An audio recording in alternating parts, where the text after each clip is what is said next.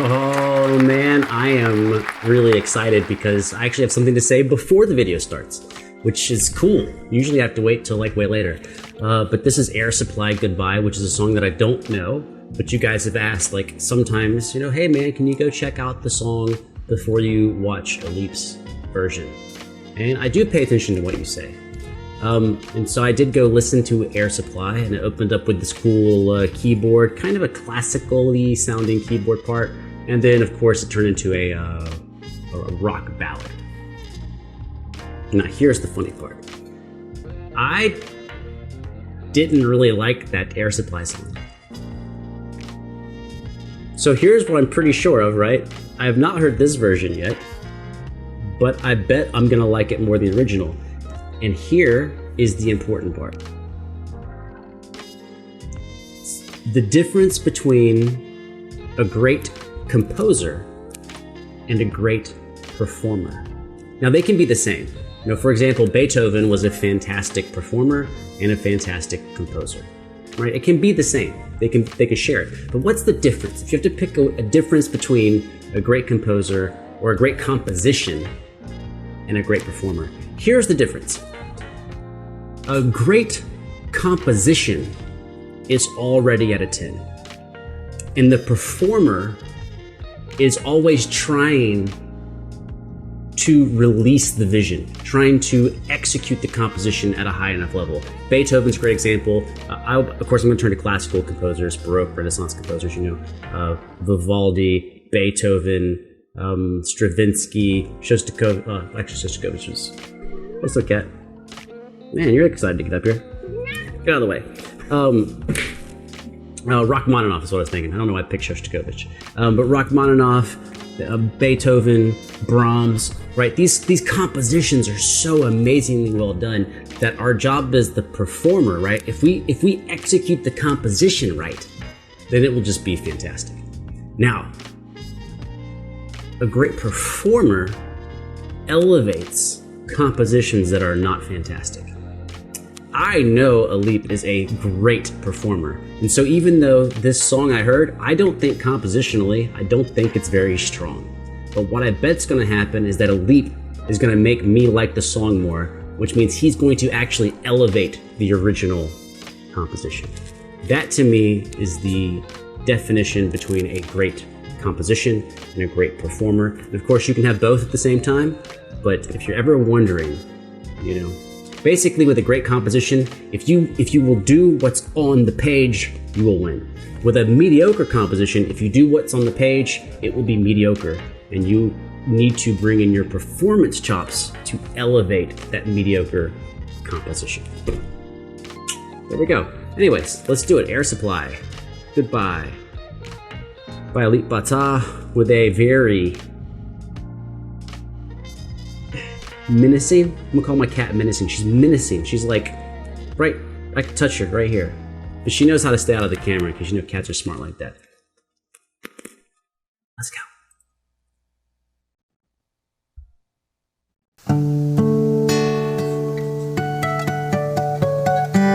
That's that keyboard part.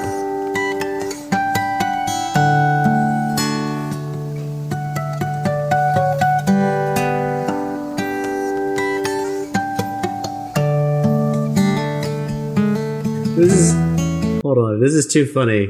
Alip's fingers are moving so fast that my cat like thinks it's a bug and is staring at the screen like super hard. That's pretty funny. She's like getting ready to attack the screen. Is this zoomed in? It shouldn't be. Anyways, let's keep going. Oh, the computer's like kind of angry.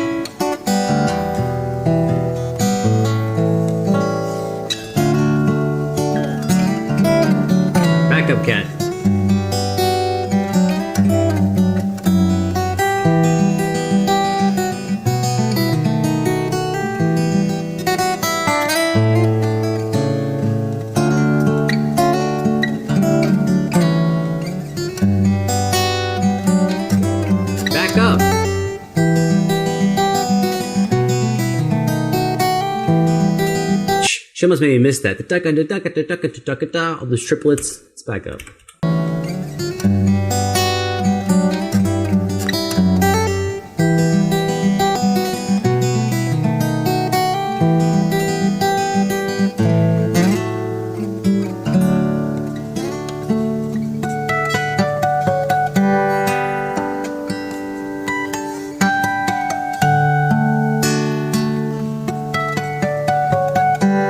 I mean, let's be honest, right? That's the best part. Those harmonics dancing back and forth between the 7th and 12th fret. I mean, that's like, it just sounds super cool.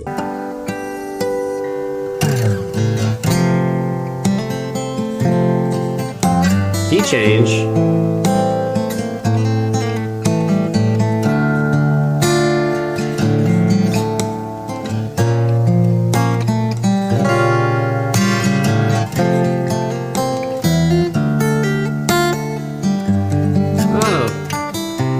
That part he just played on the upper 3 strings is echoing the original keyboard part he played that was harmonics. The da da da da da da da da dum.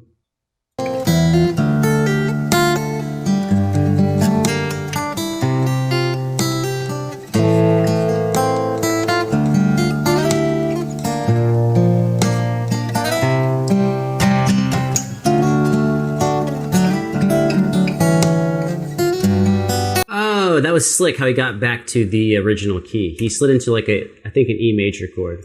Right there, and we're back in the original key. Let's back up a little bit.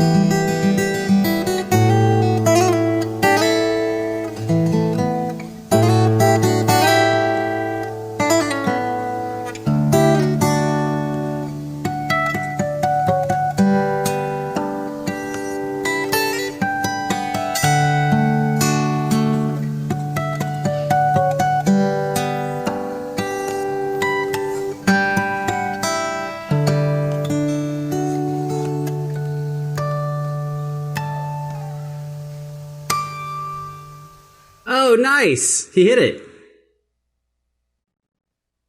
That last note was a little hard. Hold up. Back up, cat. Damn. Back up, back up, back up, back up, back up. Hold on.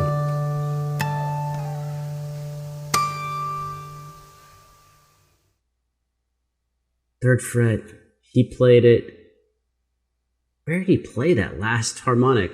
All of a sudden, I'm trying to figure out where he was mathematically. So he wasn't at the 15th fret. He must have been up.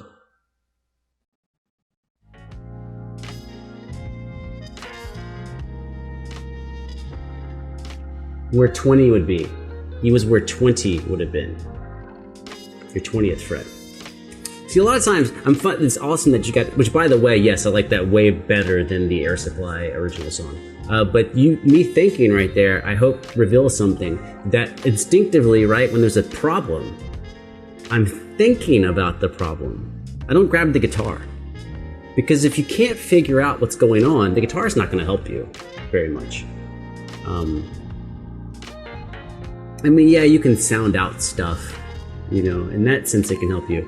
But if you have like, a lot of problems in music are actually logistical problems and logical problems. And all you're doing when you pick up the instrument is you're executing your vision with your hands. If you don't have a vision, there's not going to be any execution. Unfortunately, obviously, I'm not going to be able to do what he just did. But something that's kind of cool about using the 12th and 7th fret is you can actually span your fingers far enough to hit them both.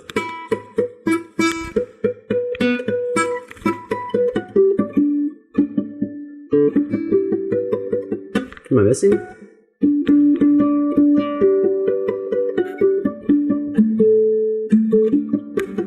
It's kind of neat because you can reach them all. So from 5 to 7 you can reach. Should be using my steel string. The harmonics are louder on a steel string, so you get this or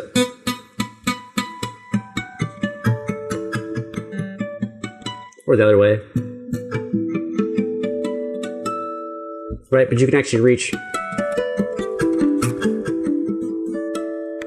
which is kind of neat.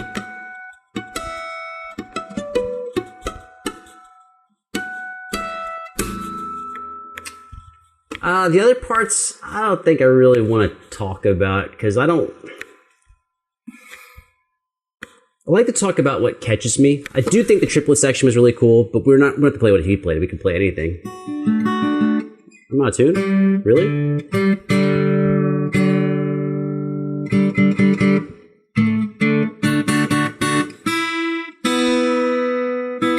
You can take something simple, like, why does it still sound bad?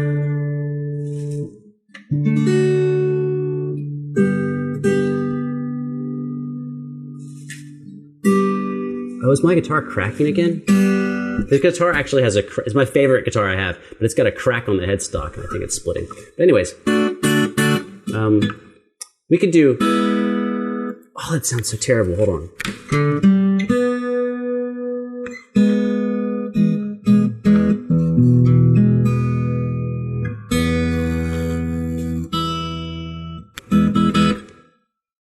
So we can take a D chord, and an A chord, and an E chord, but only the top 3 strings. And then just do this triplet, you can practice them.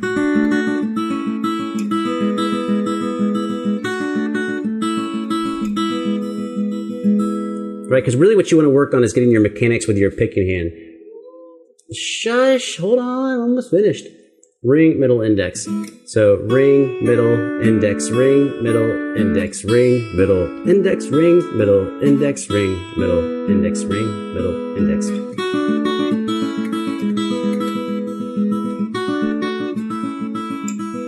Now, if you can't do that, I would suggest just do 3 in a row.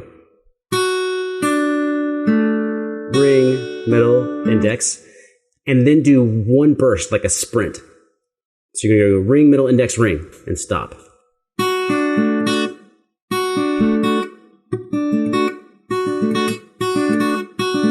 That way it'll help you get some speed, and you try to take these little Legos and connect them together.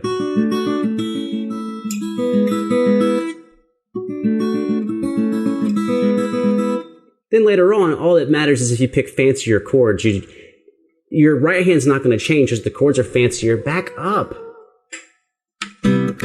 So like,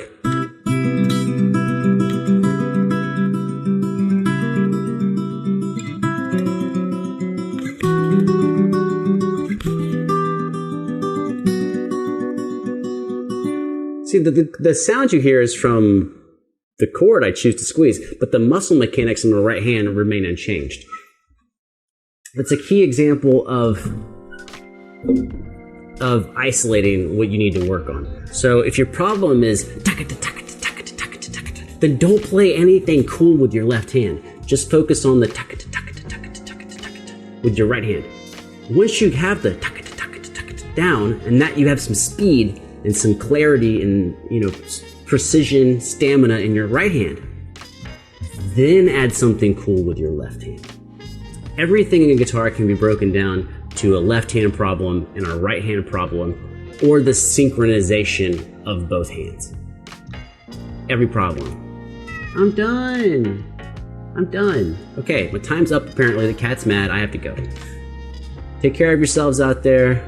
Here in Georgia, man, our governor's stupid. He wants, you can look it up. He wants to stop doing all this lockdown stuff in 3 days. Those are our leaders.